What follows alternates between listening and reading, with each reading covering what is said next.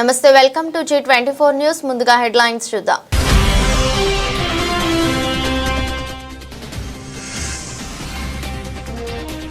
స్థానిక నేతకే Jubilee Hills bypoll ticket మంత్రి పొన్నం ప్రభాకర్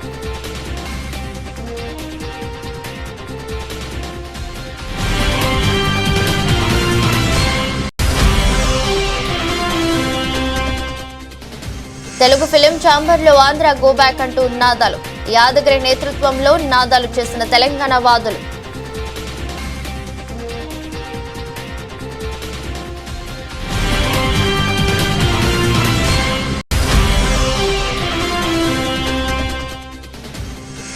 కాంగ్రెస్ ప్రభుత్వం వచ్చిన తర్వాత ఇచ్చింది కేవలం 5,089 ఉద్యోగాలు మాత్రమే ఉద్యోగుల కుటుంబాలను నాశనం చేసింది రేవంత్ రెడ్డి అని అంటున్న నిరుద్యోగులు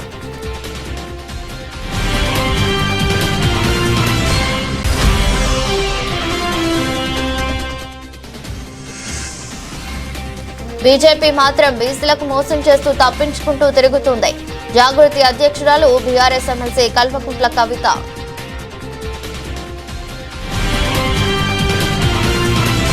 జూబ్లీహిల్స్ ఉప ఎన్నికల్లో కాంగ్రెస్ నుంచి స్థానిక నేతకే ఎమ్మెల్యే టికెట్ ఇస్తామని మంత్రి పొన్నం ప్రభాకర్ స్పష్టం చేశారు.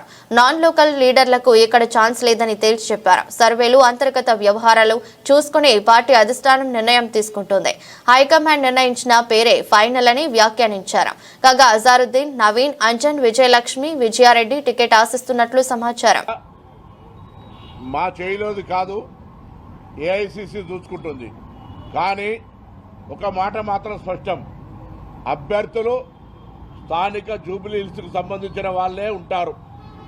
బయట నుంచి అభ్యర్థులు దిగుమతి ఉండదు. స్థానికంగా ఈ జూబ్లీహిల్స్ ప్రజలతో వివిధ హోదాల్లో వివిధ సందర్భాల్లో కష్టపడుతున్నటువంటి వాళ్ళకు సంబంధించిన అవకాశం టికెట్ నిర్ణయం అనేటువంటిది పార్టీ నిర్ణయిస్తుంది. బట్ బయట నుంచి ఆశిస్తున్నటువంటి వాళ్ళు ఎవరికి కూడా ఇక్కడ అవకాశం ఉండదు అనేటువంటిది పార్టీ ఆలోచన.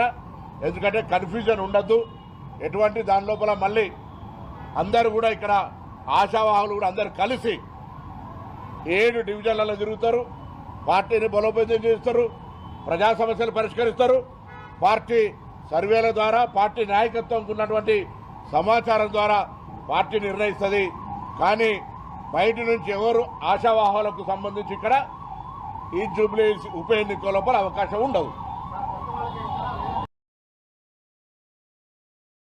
తెలుగు ఫిలిం ఛాంబర్లో ఉద్రిక్తత నెలకొంది. ఛాంబర్ సెక్రటరీ ప్రసన్న కుమార్ తో పాసం యాదగిరి నేతృత్వంలోని తెలంగాణ వాదులు వాగ్వాదానికి దిగారు. నిర్మాతల మండలిలోకి ప్రవేశించేందుకు ప్రయత్నించిన వీరు ఆంధ్ర గో బ్యాక్ అంటూ నాదాలు చేశారు. పైడి జయరాజ్ ఫోటో చిన్నదిగా పెట్టడం, సినారే ఫోటో లేకపోవడంపై ఆగ్రహం వ్యక్తం చేశారు. పోలీసులు వచ్చి పరిస్థితిని అదుపులోకి తెచ్చారు.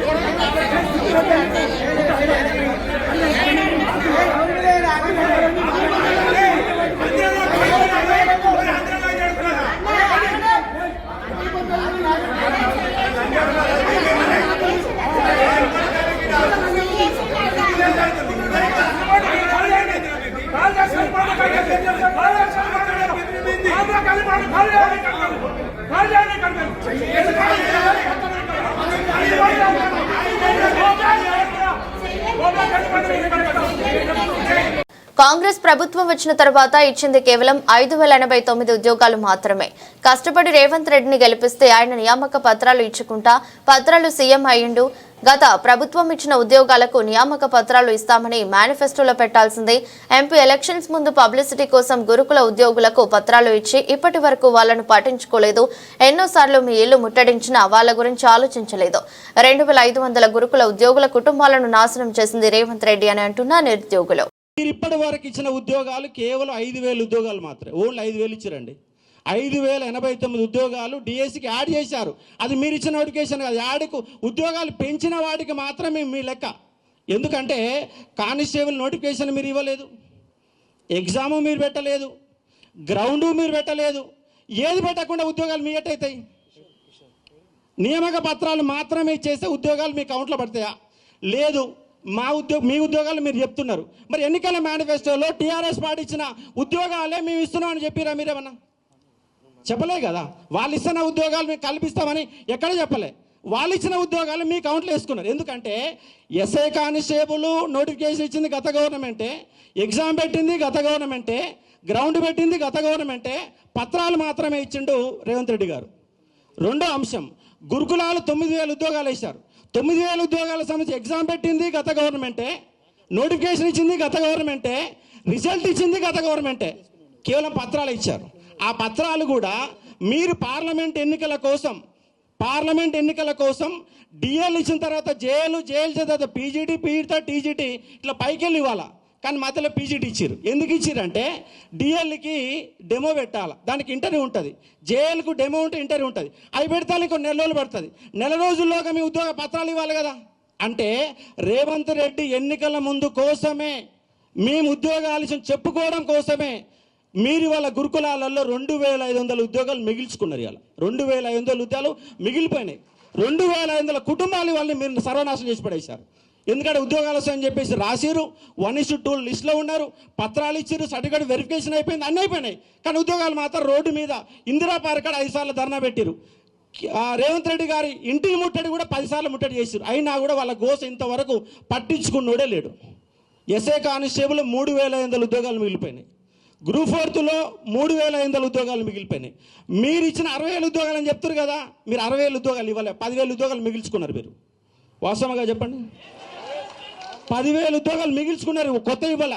సర్టిఫికేట్లు ఇచ్చేసి పత్రాల సీఎం అంటే ఎట్లయితే చెప్పండి. మీరు రేవంత్ రెడ్డి గారిని మేము ప్రెస్ క్లబ్లలో మాట్లాడి ఈడ మాట్లాడి కాంగ్రెస్ పార్టీని గెలిపిస్తే ఇవాళ పత్రాల సీఎం అయిపోయింది రేవంత్ రెడ్డి గారు. మీ గౌరవ భావంతో మేము కాంగ్రెస్ పార్టీ గెలిపిస్తే ఇవాళ బీజేపీ 2 కేంద్ర మంత్రులు తెలంగాణలో ఉన్నా కూడా బీసీ సీఎం అని చెప్పుకుంటూ తిరుగుతున్న బీజేపీ మాత్రం బీసీలకు మోసం చేస్తూ తప్పించుకుంటూ తిరుగుతుందన్నారు జాగృతి అధ్యక్షురాలు బీఆర్ఎస్ ఎమ్మెల్సీ కల్వకుంట్ల కవిత. ఇక బీజేపీ అయితే ఎంత దారుణం అంటే వాళ్ళు మాట్లాడితే మేము బీసీ సీఎం అంటారు, బీసీ పీఎం అంటారు తప్పితే నిజంగా బీసీ బిడ్డల పక్షాన నిలబడాల్సిన సమయం ఇది. కానీ ఈ సమయంలో నిలబడకుండా తప్పించుకొని తిరుగుతున్నారు. 2 కేంద్ర మంత్రులు ఉన్నారు ఇక్కడ. మరి తెలంగాణ బీసీ బిడ్డల ఆవేదన ఇది అని మాత్రం వాళ్ళు ఒక్క మాట కూడా మాట్లాడతలేరు, చెప్తలేరు. ఇది చాలా దారుణం. ధాన్యం కొనుగోలు టెండర్ల కుంభకోణంలో Revanth Udham civil supplies commissioner అధికారుల పాత్ర ఉంది. మేము ఈ కుంభకోణంపై 8 సార్లు ప్రెస్ మీట్ పెట్టినా కాంగ్రెస్ ప్రభుత్వం నుంచి స్పందన లేదు. రైస్ మిల్లర్ల నుంచి బిడ్డర్లు ధాన్యం టన్నుకు 2,230 అదనంగా వసూలు చేసి కాంగ్రెస్ పెద్దలకు పంపారు. అక్రమంగా డబ్బులు చేరిన 187 ఖాతాల వివరాలు సేకరించాం.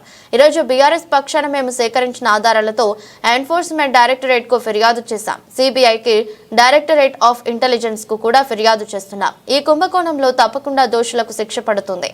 ఎవరు తప్పించుకోలేరు అన్నారు మాజీ ఎమ్మెల్యే పెద్ది సుదర్శన్ రెడ్డి. ప్రభుత్వానికి కౌంటర్ దాఖలు చేయమని నోటీసు సర్వ్ చేసి నోటీసు ముట్టి 17 నెలలు గడుస్తూ ఉన్నది. ఇప్పటికి 17 సార్లు వాయిదా అడిగింది తప్ప దొంగల్లా పారిపోయింది కాంగ్రెస్ ప్రభుత్వం, ముఖ్యమంత్రి రేవంత్ రెడ్డి. ఇప్పటివరకు కౌంటర్ దాఖలు చేయలేదు. కానీ కుంభకోణం అక్రమ వసూళ్లు మాత్రము కొనసాగుతూ ఉన్నాయి సివిల్ సప్లైస్ డిపార్ట్మెంట్లో. 38 లక్షల మెట్రిక్ టన్నుల ధాన్యానికి సంబంధించిన టెండర్లు గ్లోబల్ టెండర్ల పద్ధతిలో ముసుగేసుకొని టెండర్లు పిలిస్తే బిడ్డర్లు ఎవరైతే ఉన్నారో ఆ 4-5 బిడ్డర్లు సిండికేట్ గా మారి ప్రభుత్వ ఖజానాను కొల్లగొడతా ఉన్నారు. ఇవాళ ఎవరైతే గ్లోబల్ టెండర్లు దక్కించుకున్న కాంగ్రెస్ నాయకుల యొక్క ఆశీర్వాదం దక్కించుకున్నటువంటి దొంగలు రైస్ మిల్లర్ల దగ్గర అదనపు వసూళ్లకు పాల్పడుతూ క్వింటాలకు 223 రూపాయలు, టన్నుకు 2,230 రూపాయలు అదనంగా, అది కూడా బ్యాంకు ఖాతాల ద్వారానే మనీ ట్రాన్సాక్షన్ చేయడం జరిగింది. రాష్ట్ర వ్యాప్తంగా 187 ఖాతాల వివరాలను బీఆర్ఎస్ పార్టీ సేకరించింది. ఆ ఆధారాలు పెట్టి కూడా సివిల్ సప్లైస్ కమిషనర్కు రాతపూర్వకంగా కంప్లైంట్ చేసినా, ప్రభుత్వానికి చేసినా దున్నపోతుపై నీళ్లు పడ్డాడు తప్ప ఒక్కడు కూడా స్పందించేవాడు లేడు. కుంభకోణం మాత్రం కొనసాగుతూ ఉన్నది. అంటే 38 లక్షల మెట్రిక్ టన్నులు ఇంటూ 2230 రూపాయలు టన్నుకు అదనంగా వసూలు చేస్తున్నారు బ్యాంక్ అకౌంట్ల ద్వారా. This is money laundering. దీంట్లో కాంగ్రెస్ పార్టీ ప్రత్యక్షంగా ఇన్వాల్వ్ అయింది. ఇలా రాష్ట్ర ప్రభుత్వ పెద్దలతో పాటు ఢిల్లీ వరకు ఉన్నటువంటి పెద్దలకు కూడా ఇందులో ముడుపులు ముట్టినాయి. మొత్తం ఇప్పుడు చూపించినటువంటి ఆధారాలన్నీ కూడా, అన్నిటికి సంబంధించి ఆధారాలను కూడా బీఆర్ఎస్ పార్టీ ఇప్పటికే సేకరించింది.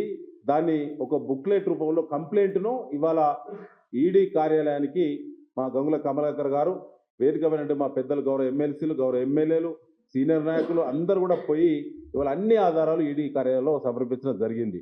ఒక ఈడీకే ఫిర్యాదు కాదు, ఈడీతో పాటు మరి సిబిఐకి, సెంట్రల్ బ్యూరో ఆఫ్ ఇండియాకి, దాంతో పాటుగా ప్రత్యేకంగా ఏసీబీ అధికారులకు, డిఆర్ఐ అధికారులకు, సెంట్రల్ విజిలెన్స్ కమిషనర్కు, ఎఫ్సిఐకి, ప్రైమ్ మినిస్టర్ ఆఫ్ ఇండియా కార్యాలయానికి సంబంధించి రాష్ట్ర యూనిట్కి కంప్లైంట్ పంపిస్తున్నాం. ఇప్పుడు ప్రకటించిన అన్ని ఏజెన్సీలకు ఇవ్వాలనే కంప్లైంట్ పంపిస్తూ ఉన్నాం. తెలంగాణ సివిల్ సప్లైస్ డిపార్ట్మెంట్లో జరిగిన కుంభకోణ వివరాలతో కూడినటువంటి కంప్లైంట్ను ఇవాళ మొదటగా ఈడీ కార్యాలయంలో అందించడం జరిగింది. ఈరోజే మరి స్వయంగా మా పార్టీ బాధ్యులు ప్రకటించినటువంటి కార్యాలయాలకు, హైదరాబాద్ కార్యాలయాలకు ఇవాళ వెళ్ళి మరి కంప్లైంట్ను అంతటా కూడా ఇవ్వడం జరుగుతూ ఉన్నది. ధాన్యం టెండర్లలో మొదటి నుంచి అవకతవకలు జరిగాయి. ప్రభుత్వ ఖజానాలోకి రావాల్సిన డబ్బులు ప్రైవేట్ వారి ఖాతాల్లోకి వెళ్లాయి. పంజగుట్ట పోలీస్ స్టేషన్లో ఈ అంశంపై ఫిర్యాదు చేసిన ఎఫ్ఐఆర్ నమోదు చేయలేదు. ఈ కుంభకోణంపై ఏసీబీ ఎందుకు స్పందించదు? రాష్ట్రంతో పాటు కేంద్రంలో ఎన్ని దర్యాప్తు సంస్థలు ఉన్నాయో అన్నిటికీ ఈ కుంభకోణంపై ఫిర్యాదు చేస్తున్నామన్నారు మాజీ మంత్రి ఎమ్మెల్యే గంగుల కమలాకర్. రైస్ మిల్లర్ల దగ్గర మిల్లింగ్కు మించి ప్యాడీ జమైంది. గతంలో ఉన్న మిల్లింగ్ కెపాసిటీకి అనుగుణంగా ప్యాడీ చాలా పెరిగే వారికి రైస్ మిల్లర్ దగ్గర మిల్లింగ్ జరగలేదు. కేసీఆర్ గారి ప్రభుత్వంలో నీళ్ళు ఇవ్వడం వల్ల పంట చాలా దిగుమతి వచ్చింది. రైస్ మిల్లింగ్ కెపాసిటీ పెరగకపోవడం వల్ల వేలాది లక్షలాది క్వింటాల ప్యాడీ ఆ రైస్ మిల్లర్లలో నిల్వ ఉన్నది. ప్రభుత్వ నిర్ణయం ప్రకారము అక్కడ తడిచిపోయిన ధాన్యం కానివ్వండి, మిగిలి ఉన్న ధాన్యం కానీ మొత్తం కూడా క్లియర్ చేయకపోతే స్పేస్ ప్రాబ్లం వస్తుంది. మళ్ళీ నెక్స్ట్ వచ్చే ధాన్యాన్ని కూడా ఇబ్బంది అవుతుందని చెప్పేసి ప్రభుత్వం 38 లక్షల మెట్రిక్ టన్ ధాన్యానికి గుర్తించింది. గ్లోబల్ టెండర్ పిలవడం జరిగింది. ఆ ముఖ్య ఉద్దేశం, గ్లోబల్ టెండర్కు ముఖ్య ఉద్దేశం ఏంటంటే వెంటనే మీరు 90 రోజుల లోపల ఆ మిగిలి ఉన్న ప్యాడీ మొత్తం ఆ మిల్లులన్నీ ఖాళీ చేసుకొని మళ్ళీ తదుపరి వచ్చే పంట కోసం స్పేస్ ఏర్పాటు చేసే విధంగా 35 లక్షల మెట్రిక్ టన్ ధాన్యాన్ని కూడా మీరు టెండర్ పిలవడం జరిగింది. అది 90 రోజుల్లో వెంటనే ఆ ఏజెన్సీలు ఎత్తాలి. ఎత్తిన తర్వాత ఇమ్మీడియట్గా 90 రోజుల లోపలనే మీరు సుమారు 7,650 కోట్ల రూపాయలు ఆ ప్రభుత్వానికి ఆదాయం, అంటే 2,007 పర్ క్వింటాలు ఇంటూ 35 లక్షల మెట్రిక్ టన్ ధాన్యానికి సుమారు 7,650 కోట్ల రూపాయలు ప్రభుత్వానికి జమ చేయాలి 90 రోజులు. అంటే ప్రభుత్వం యొక్క ఉద్దేశం ఏంది? ఆ యొక్క ప్యాడీ బస్తాలో ఉన్న వడ్లను ఎత్తురా బాబు అంటే వీళ్ళందరూ కూడా ఆ బస్తాలల్లో పైసలు ఎత్తుకుంటారు. రైస్ మిల్ దగ్గర ఉన్న బస్తాల నిండా పైసలు ఎత్తుకునే పరిస్థితి ఈరోజు రావడం జరిగింది. ఇప్పటికీ రైస్ మిల్లర్లు ఏమంటారు? ప్యాడీ మా దగ్గర ఉన్నది, చెడిపోయిన ప్యాడీ మా దగ్గర ఉన్నది, దాన్ని మీరు మొత్తం చూసుకున్న తర్వాత టెండర్ వాడుకున్నారు 5 ఏజెన్సీలు, మా ధాన్యాన్ని మీరు తీసుకుపోండి అని చెప్పి రైస్ మిల్లర్లు అంటారు. కానీ వీళ్ళు ధాన్యం తీసుకుపోము, మాకు అదనంగా డబ్బులు ఇవ్వమని చెప్పేసి ఈరోజు చట్ట వ్యతిరేకంగా ఏ రోజు కూడా రైస్ మిల్లు డబ్బులు ఇస్తాను టెండర్ లేదు. రైస్ మిల్లర్లు ఇచ్చేది అక్కడ ఉన్న చెడిపోయిన ధాన్యాన్ని ఎత్తుకోవడం. ఈరోజు అఫీషియల్గా మీరు మనీ డబ్బులు ఇవ్వాలని చెప్పేసి అది 2007 కాదు 2236 అఫీషియల్గా కూడా ఈరోజు ట్రాన్స్ఫర్ చేసుకున్నారు. అఫీషియల్గా ట్రాన్స్ఫర్ చేసుకున్నారు. అన్ని అకౌంట్లు కూడా మేము దొరకబట్టినాం. దీంట్లో ప్రత్యక్షంగా పరోక్షంగా ప్రభుత్వ పెద్దలందరూ పాల్గొన్నారు. సో మరి 90 రోజుల లోపల మీరు కట్టవలసిన 7,600 రూపాయలు కట్టలేదు. 7,600 రూపాయలు ప్రభుత్వ ఖజానా కట్టకపోవడం వల్ల ఇప్పుడు ఇంట్రెస్ట్ దగ్గర అదొక 500-600 కోట్ల రూపాయలు అదనంగా ప్రభుత్వం మీద భారం పడ్డది. దీనికి ఎవరు బాధ్యులు? నిజంగానే 90 రోజుల లోపల 7,600 కోట్లు పడితే ప్రభుత్వం యొక్క భారం తగ్గుతుండే కదా. మరి ఇప్పటి వరకు ఎంత ధాన్యాన్ని మీరు ఎత్తిండ్రు అంటే లెక్కలేదు. ప్రభుత్వానికి పేరు తెచ్చే విధంగా మా కేసీఆర్ ప్రభుత్వం కూడా ప్రభుత్వం పేరు తేవాలని చెప్పి పథకాలు చేస్తే దాని మీద ఏసీబీ ఉరుకొత్తది. కానీ ప్రభుత్వ ఖజానాను ఖాళీ చేసి యథేచ్ఛగా డబ్బులు వసూలు చేస్తే కూడా ఇప్పుడు ఏసీబీ రావాలని చెప్పి మేము డిమాండ్ చేస్తున్నాం. ఏసీబీ అన్ని రావాలి, దర్యాప్తు జరపాలి. నిజంగా రేవంత్ రెడ్డి గారు, నీ ప్రభుత్వం నిజంగా చిత్తశుద్ధి ఉంటే అవినీతికి వ్యతిరేకంగా మీరు అంటారు కదా, దీన్ని మీరు ఇమీడియట్ దర్యాప్తు చేయండి. 17 నెలలే మేము చెప్తున్నాం, ఎందుకు దర్యాప్తు సంస్థలు ముందుకొత్తలేవు? ఎందుకు దీని ఎంక్వైరీ జరుగుతలేదు? ఏంటి లాలూచి? ఎక్కడ లాలూచి జరుగుతుంది మాకు తెలియదా? ఎవరు దీన్ని ఇన్వాల్వ్మెంట్ తెలియరా? మేము ఒకటే డిమాండ్ చేస్తున్నాం, ప్రభుత్వ ఖజానాకు రావాల్సిన డబ్బులు ప్రైవేట్ ఖాతాలకు వెళ్ళింది. దీన్ని ఇమ్మీడియట్గా ప్రభుత్వం యొక్క డబ్బును రికవర్ చేయాలి, యాక్షన్ తీసుకోవాలి. మేము పోరాడుతూనే ఉంటాం. ప్రభుత్వ ఖజానాకు డబ్బులు జమ అయ్యే వరకు, న్యాయంగా వచ్చే డబ్బులు వచ్చే వరకు బీఆర్ఎస్ పార్టీ పోరాడుతూనే ఉంటుంది. ఎన్ని దర్యాప్తు సంస్థన అడుగు పెడతాం, ఎన్ని దర్యాప్తు కడుపు దొక్కుతాం, ప్రతి ఒక్కరు తలుపు తడతాం. ఎట్టి బస్సులో ఈ యొక్క ప్రభుత్వ ఖజానా గండిపడ్డ అంటే ఎవరైనా దోషులు ఉంటే డెఫినెట్గా వాళ్ళను శిక్షించే విధంగా మేము వెంబడబడతాం. మూసాపేట ఆంజనేయ నగర్ లో 2000 గజాల పార్కు స్థలాన్ని ఆక్రమించిన యాసిన్ పై స్థానికులు చిన్నారులతో కలిసి హైడ్రాకు ఫిర్యాదు చేశారు. హుడా లేఅవుట్ ప్రకారం పార్కుగా కేటాయించిన స్థలంలో అక్రమ నిర్మాణాలు, వ్యాపార కార్యకలాపాలు జరుగుతున్నాయని ఫిర్యాదులు పేర్కొన్నారు. దీంతో మంగళవారం హైడ్రా అధికారులు ఆక్రమణలను తొలగించగా పోలీసులు స్థానికులకు తోపులాట జరిగింది.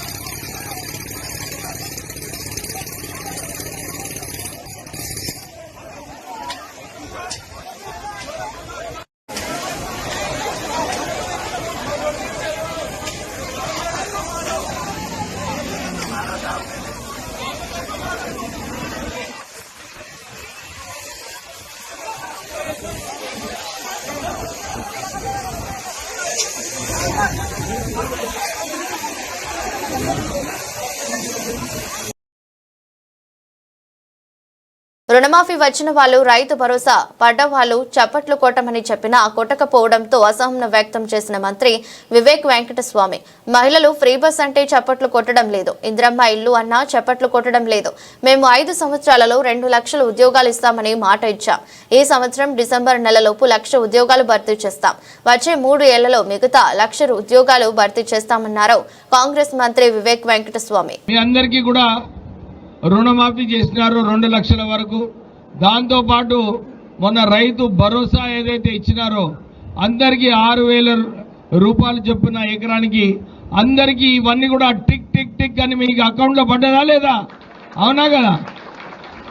ఉన్నాయా? మీరెందుకు కొడుతున్నారు? వాళ్ళు కొట్టాలి, వాళ్ళకి అకౌంట్లో వచ్చిందా? ఏమయ్యా పెద్ద మంచి వస్తే చప్పట్లు కొట్టండి, లేకుండా కొట్టకండి. మయ్య గట్టిగా చప్పట్లు కొట్టండి. మరి మహిళలేమో ఫ్రీ బస్ అంటే చప్పట్లు కొడతలేరు, ఫ్రీ కరెంట్ అంటే చప్పట్లు కొడతలేరు, ఇందిరమ్మ ఇల్లులు అంటే చప్పట్లు కొడతలేరు. ఇల్లు వచ్చింది మంచిదే కదమ్మా. ఇప్పుడు ఈ మహిళ అన్నది ఇప్పుడే, సార్ నాకు ఇందిరమ్మ ఇల్లు రాలేదు, నాకు ఇందిరమ్మ ఇల్లు రావాలని చెప్పి ఆమె కోరింది. పోయిన ఎలక్షన్లో ఏదైతే మాట ఇచ్చిండ్రో 2 లక్షల ఉద్యోగాలు మేము కల్పిస్తామని చెప్పి వారు మాట ఇచ్చిండ్రు. 5 సంవత్సరాలలో ఈ వచ్చే డిసెంబర్ వరకు సుమారు 1 లక్ష ఉద్యోగాలు భర్తీ కావడం జరుగుతుంది. ఇంకొక 1 లక్ష ఉద్యోగాలు వచ్చే 3 సంవత్సరాలలో అది కూడా భర్తీ చేసి ప్రభుత్వము, కాంగ్రెస్ ప్రభుత్వం ఏదైతే మీకు మాట ఇచ్చిందో 2 లక్షల ఉద్యోగాలు భర్తీ చేస్తామని చెప్పి అది కూడా మాట నిలబెట్టుకుంటుందని చెప్పి మీ అందరికి చెప్తూ పాస మైలారంలోని సిగాచి పరిశ్రమలో అగ్ని ప్రమాదం జరిగి 1 నెల రోజులవుతుంది. ఇంకా 8 మంది జాడ ఇంకా తెలియడం లేదు.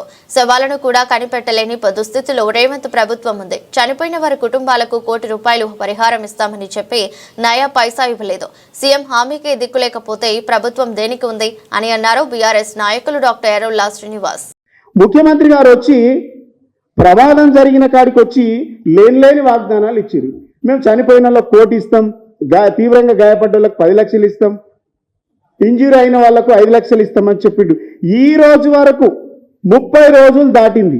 ఇప్పటి వరకు 1 కోటి రూపాయలు కాదు కదా, రూపాయి దిక్కులేదు. ఏమైంది? రూపాయి ఏమైంది? పాపం వివిధ రాష్ట్రాల నుంచి వచ్చిండ్రు బతుకుదెరువు కోసం. వాళ్ళంతా కూడా రకరకాల పనుల నిమిత్తం ఈ రాష్ట్రానికి వచ్చి తెలంగాణకు వచ్చి తెలంగాణలో బతుకుదెరువు కోసం వచ్చి వాళ్ళు పనిచేసుకుంటూ ఉన్నారు.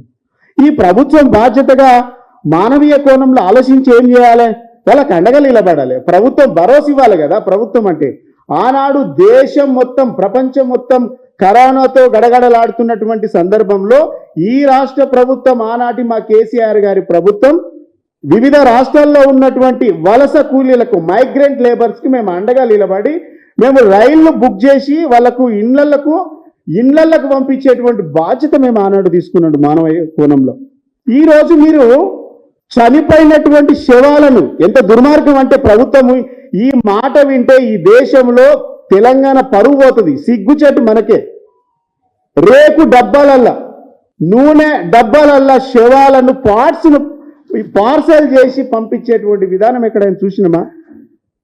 ఫస్ట్లో మనుషులం కదా, మానవులం కదా, ఎవరమైనా పవర్ ఉన్నా లేకపోయినా మనుషులం కదా. మనుషులను కనీసం మానవత్వం చూడాల్సినటువంటి బాధ్యత ఒక ప్రభుత్వం పైన ఉంటుంది కదా. నిన్న మేము వెళ్ళినాం అక్కడ హరీష్ రావు గారితో జిల్లా కలెక్టర్ దగ్గరికి వెళ్తే జిల్లా కలెక్టర్ లేడు, నాకు టైం ఇచ్చి లేడు. నెల రోజులైంది, వాళ్ళని పట్టించుకున్నటువంటి పాపాన లేదు. తండ్రులు కోల్పోయినటువంటి బాధలో, భార్యలను కోల్పోయినటువంటి బాధలో, పిల్లలను కోల్పోయినటువంటి బాధలో, భర్తలను కోల్పోయినటువంటి బాధలో వాళ్ళందరిని బాధితులను చూస్తుంటే నిజంగా ఏ మనిషికైనా కళ్ళకెళ్ళి దుఃఖం ఆకుంటుండే. అలాంటి వాళ్ళని పట్టుకొని కాంగ్రెస్ ప్రభుత్వం చిల్లర రాజకీయాలు చేస్తూ ఉంది. మీరు ఇస్తామన్నటువంటి ₹1 ఒక్క రూపాయి ఇయ్యలే. నెల రోజుల నుంచి తిరుగుతూ ఉంటే అధికారులు అంటారంటే ఎప్పుడు వస్తాయో 3 నెలలు అయిదో ఏడాది అయిదో మాకు తెలియదు అంటుండే. ఈ తెలియనటువంటి ప్రభుత్వం ఎవరి కోసం అంటున్నాం? ప్రమాదాలు జరగకుండా ముందస్తు చర్యలు తీసుకోవడంలో కాంగ్రెస్ ప్రభుత్వం ఫెయిల్ అయింది. ప్రమాదం జరిగిన తర్వాత సహకార చర్యలు తీసుకోవడంలో కాంగ్రెస్ ప్రభుత్వం ఫెయిల్ అయింది. క్షతగాత్రులకు వైద్యం అందించడంలో ప్రభుత్వం ఫెయిల్ అయింది. మృతదేహాలను వెలికి తీయడంలో గుర్తించడంలో కూడా ప్రభుత్వం ఫెయిల్ అయింది. కంపెనీ యాజమాన్యంపై కూడా చర్యలు తీసుకోవడంలో ఈ ప్రభుత్వం ఫెయిల్ అయింది. చివరకు పరిహారం ఇస్తామని చెప్పి ₹1 ఇస్తామని చెప్పి ఇవ్వడంలో కూడా ప్రభుత్వం ఫెయిల్ అయింది. ముఖ్యమంత్రి స్వయంగా ప్రకటించినటువంటి ₹1 కూడా దిక్కు దివానా లేదు అంటే ఈ ప్రభుత్వము, ఈ అధికార యంత్రాంగము, జిల్లా కలెక్టరు, ఆర్డీఓ, జేసీలు వీళ్ళందరూ ఏం పని చేస్తుండ్రు అని అడుగుతా ఉన్నాం మేము. దాంట్లో తెలంగాణ బిడ్డలు కూడా ఉన్నారు, తెలుగు బిడ్డలు కూడా ఉన్నారు. ఎందుకు ముందస్తు చర్యలు తీసుకోవడంలో మీకు చేత కాదు, ప్రమాదం జరిగినాక కూడా చర్యలు తీసుకోవడం చేత కాదని అంటే మీకు ప్రభుత్వానికి ఏం చేతనవుతుంది? ఇంతకంటే దుర్మార్గం ఏమన్నా ఉంటుందా? వార్తలు ముగించే ముందు మరోసారి హెడ్లైన్స్.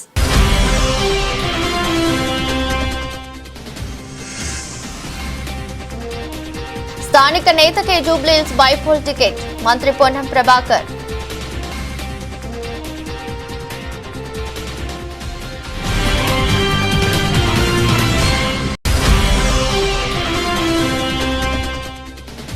తెలుగు ఫిలిం ఛాంబర్లో ఆంధ్ర గోబ్యాక్ అంటూ నినాదాలు, యాదగిరి నేతృత్వంలో నినాదాలు చేసిన తెలంగాణ వాదులు.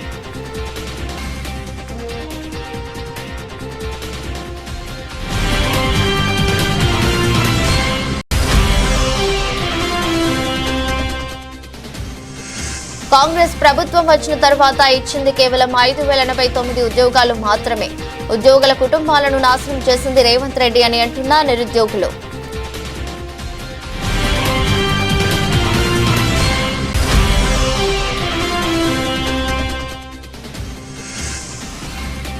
బీజేపీ మాత్రం బీసీలకు మోసం చేస్తూ తప్పించుకుంటూ తిరుగుతుంది. జాగృతి అధ్యక్షురాలు బీఆర్ఎస్ ఎమ్మెల్సీ కల్వకుంట్ల కవిత.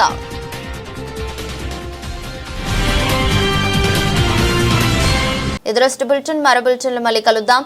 అంతవరకు సెలవు, నమస్కారం.